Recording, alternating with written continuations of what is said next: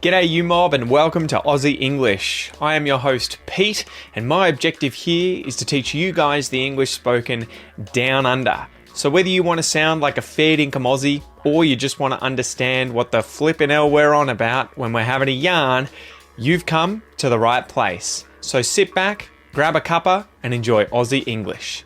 Let's go.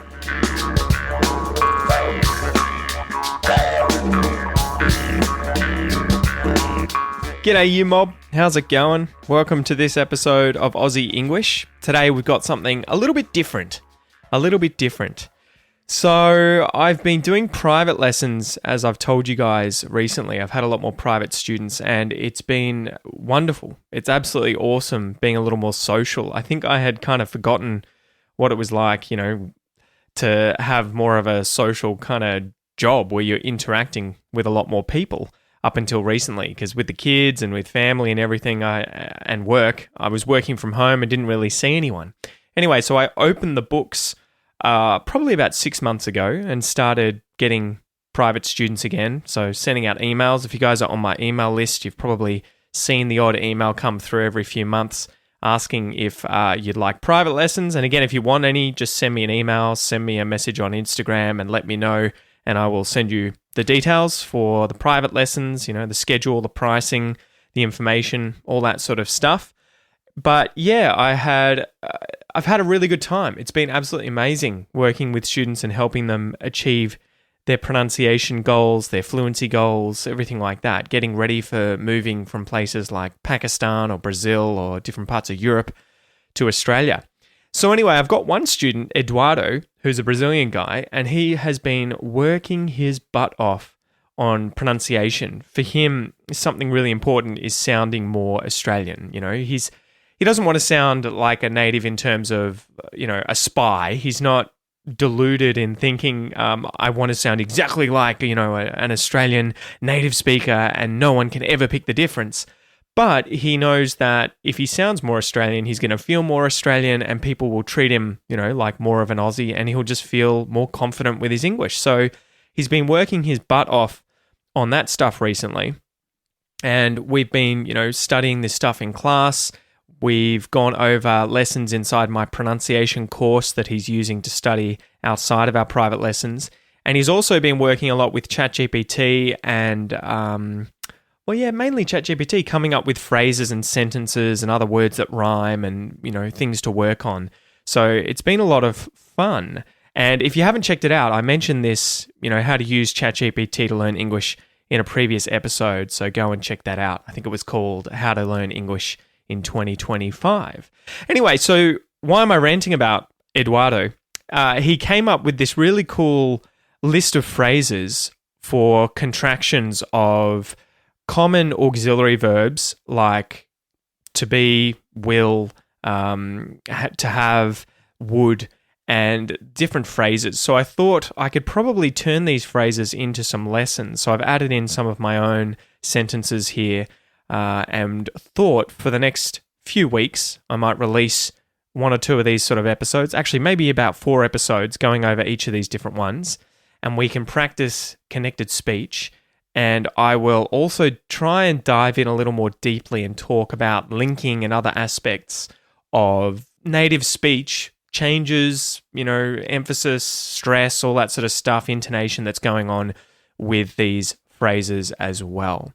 So before we get into that, guys, don't forget, if you want to work on your Australian pronunciation, go and check out my Australian pronunciation course at aussieenglish.com.au/APC100. If you use that URL ending in APC100, you will save $100 when signing up to the Australian pronunciation course, and you can also get the spoken English course for half price. I think it's only $35 when you sign up at the checkout there, so you can select it to add it on.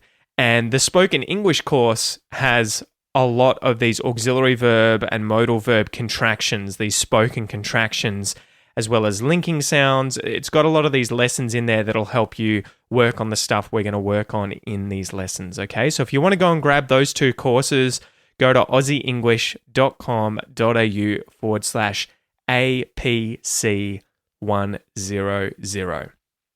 APC 100. Anyway, so today, this lesson, we're going to go over to be in the present tense, am, are, and is, those auxiliary verbs, to be in the present tense, and how they contract onto pronouns. So I am becoming I'm, you are becoming you're, he is, he's, etc., etc. So we'll work on each one of these pronoun and auxiliary verb pairs. I'll say each one of them with both words pronounced well, and then I'll contract them. And then we'll also go through some phrases using these auxiliary verbs and pronouns together naturally as well, so that you can work on it. And we can discuss each sentence. So yeah, let's give it a whirl. So we'll start with the pronoun and the auxiliary verb split, said separately, and then we'll contract them together, okay? I am. I'm. You are. You're. He is. He's. She is. She's. We are. Where. They are. There. It is. It's. So let's go through those one more time contracted. I'm. I'm. I'm. You're. You're. You're. He's. He's. He's. She's. She's. She's. Where. Where. Where. There. There. There. It's. It's. It's. Good work. So there's some interesting stuff going on here, okay? You're going to hear with words like we are phrases like we are becoming where, they are becoming there. So we and are, e, are, and the vowel sounds change. So neither e or r is the vowel sound in the contraction, but instead it is air, like the air that you breathe, where. And it sounds like the word W-E-A-R, W-A-R-E, or W-H-E-R-E. They all sound the same, right? There's like 4 of those. Where, okay? Where is the air? Where is the air? It's right in front of me. We're breathing air. We're wearing clothes where we are, and we're breathing air. So it sounds like where, okay? That's what I'm trying to say. Where. And it's the same vowel sound for they are when it's contracted together. So instead of a or are, again, it's this vowel sound air. There.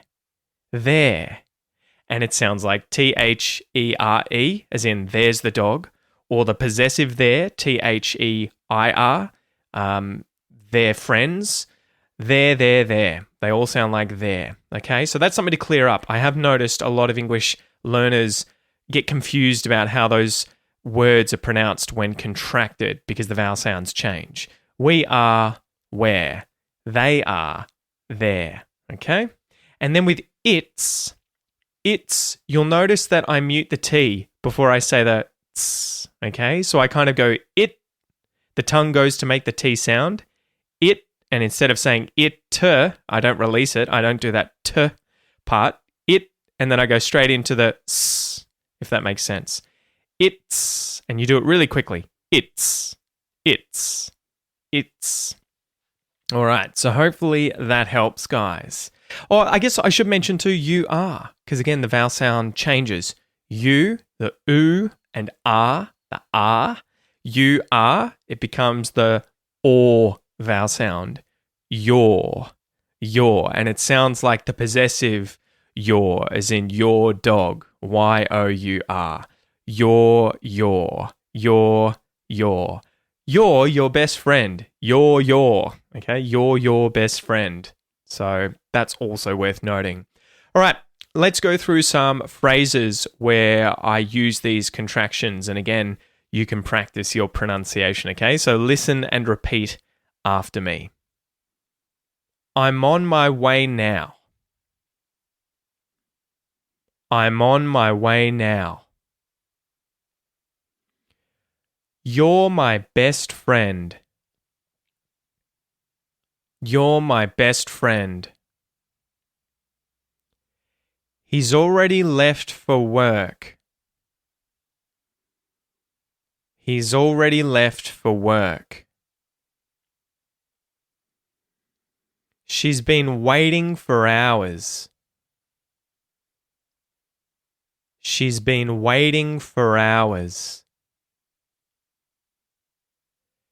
We're planning to meet tomorrow. We're planning to meet tomorrow. They're coming to the party. They're coming to the party. So I could actually contract that even further there. They're coming to the party. Coming to the party. They're coming to the party. Or they're coming to the party later.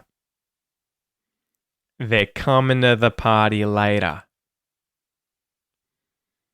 It's gonna rain soon. It's gonna rain soon. All right, good work. Let's go through it all one more time, and I'm going to point out any interesting aspects of stress or linking and if the schwas appear for certain words, okay? Let's just start from the top, and I'll sort of discuss each sentence as we go. I'm on my way now. I'm on my way now.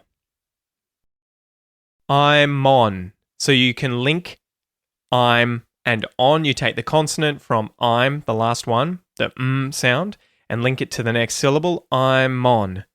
I'm on. I'm on my way now.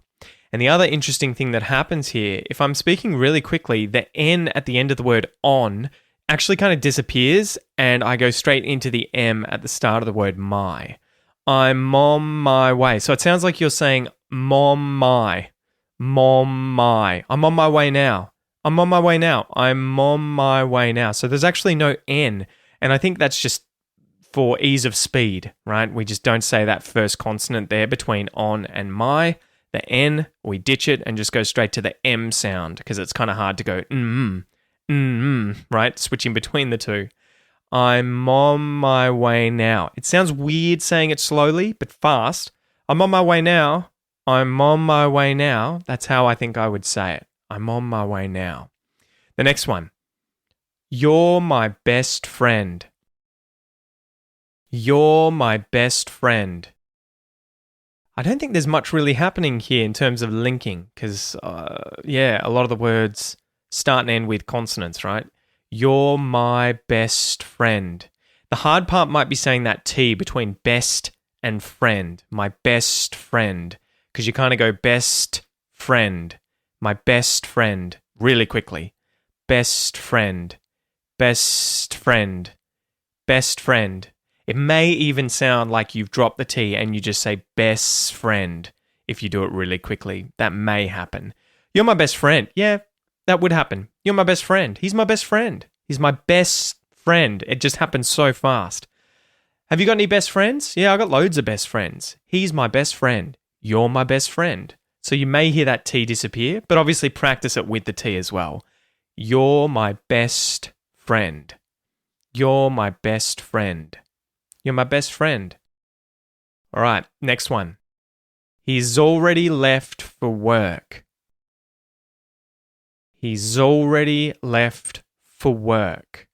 So there's two things here that are worth pointing out. He's already. He's already. He's already. We're linking that z sound at the end of the word he's to the or sound at the start of the word already. He's already. He's already. So take that consonant at the end of he's, push it to the front of already, as if it's starting the syllable at the start of that word. He's already. He's already. And then left for work. He's already left for work. Left for work. We don't say the R at the end of the word for because there's a W that comes after that word, so we don't link with that R. Australian English is non-rhotic, so we don't say the R unless there's a vowel that comes after the R, whether it's in that word or at the start of the next word. For work. And instead of saying for work, we reduce the word for, this preposition, and we say for using the schwa. For work. For work. So work is being stressed for work.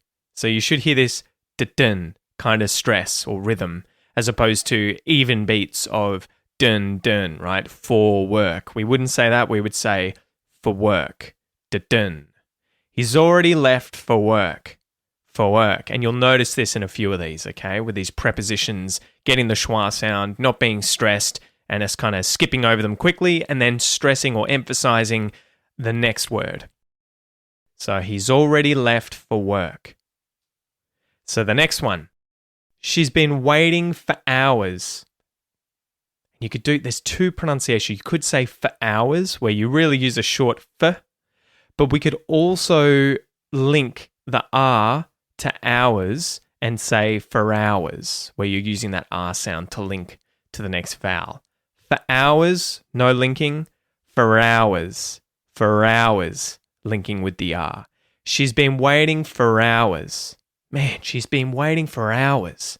For hours. So it's that same dun, as opposed to even beats of dun, right? For hours, or for hours. She's been waiting for hours.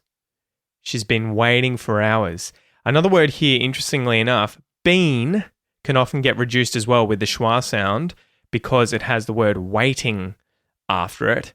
She's been waiting for hours. So you'll hear been and for both getting schwa vowel sounds and being reduced. She's been waiting for hours. She's been waiting for hours. She's been waiting for hours. Next one. We're planning to meet tomorrow. Right? If I was really stretching everything out, we're planning to meet tomorrow. So to becomes to, gets reduced, whether it's at the start of the word tomorrow, and this happens with today, tonight, tomorrow, you'll hear to instead of to, and if it is to as in the preposition, so like in the infinitive of a verb, to meet, as opposed to meet, to meet. We're planning to meet tomorrow. To meet tomorrow. To meet tomorrow. We're planning to meet tomorrow.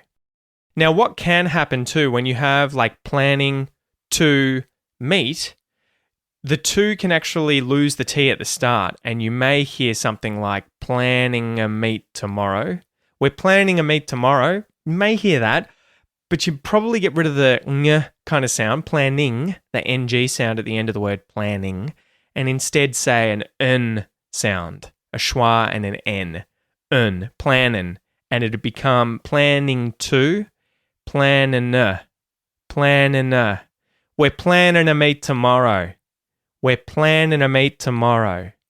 We're planning to meet tomorrow. Planning. We're planning to meet tomorrow. That happens quite often in sort of broad Australian English if you're speaking quickly. And you'll notice it in the next one. They're coming to the party later. They're coming to the party later. There's actually 3 schwa sounds there in a row. It's like a another, coming to the. They're coming to the party later. They're coming to the party later.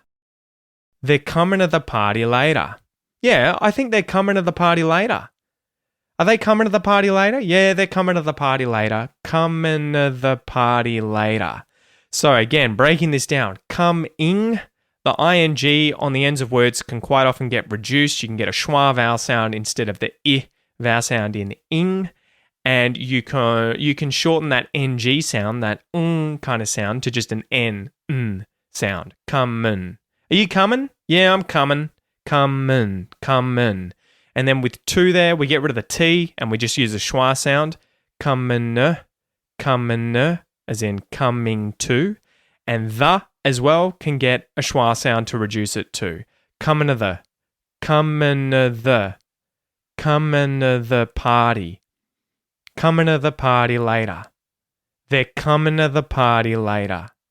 So get used to those sorts of rhythms. You'll notice it when you've got unstressed syllables in words like coming becoming common. So the first syllable is stressed, the second one isn't. Common, common. So that sort of d-d, right? The stress is on the first syllable there. And then we have these other kind of less important words like to and the, articles, prepositions, that sort of thing. And they get reduced to just a schwa sound to really quickly skip over. We used unstressed kind of beats on them. And then we say the more important words like the nouns or adjectives, right? Party, later. They're coming to the party later. They're coming to the party later. So this is something to pay attention to if you want to sound more natural when speaking English. Which words are being stressed? Which are being reduced? What's the rhythm? You know, it's not going to be da da da da da. It's going to be more like da da da da da da da da. You know, broken up like that, not as even. Anyway, last sentence. Here's the last one. It's gonna rain soon. It's gonna rain soon. Going to. It's going to rain soon, right? If I was stressing each kind of word or syllable evenly, it's going to rain soon, right? Sounds very unnatural. Instead, I would say it's gonna rain soon, right? Going to, gonna. It's almost like you get two schwas for the price of one, right? You get g and n, gonna. It's gonna rain soon. It's gonna rain soon. It's gonna rain soon. So gonna, going to, gonna. So there you go, guys. Hopefully you've enjoyed this episode. Again, I would love your feedback. I've got more on the way that we can do, and you'll have to let me know if you enjoy this. Be sure to go and check out the Australian pronunciation course if you want to speak with confidence, develop your own Australian accent, and learn all these sort of tricks and tips to all the different sounds in Australian English, and grab that spoken English course at the checkout as well so that you can learn all of these types of contractions and linking and everything like that. So go to aussieenglish.com.au/APC100. That's APC100, okay? Think of it as Australian Pronunciation Course 100. aussieenglish.com.au/APC100. All right, to see you out, let's go through each of these phrases one last time. I'm on my way now. You're my best friend. He's already left for work. She's been waiting for hours. We're planning to meet tomorrow. They're coming to the party later. It's gonna rain soon. Great job, mate. Tooroo.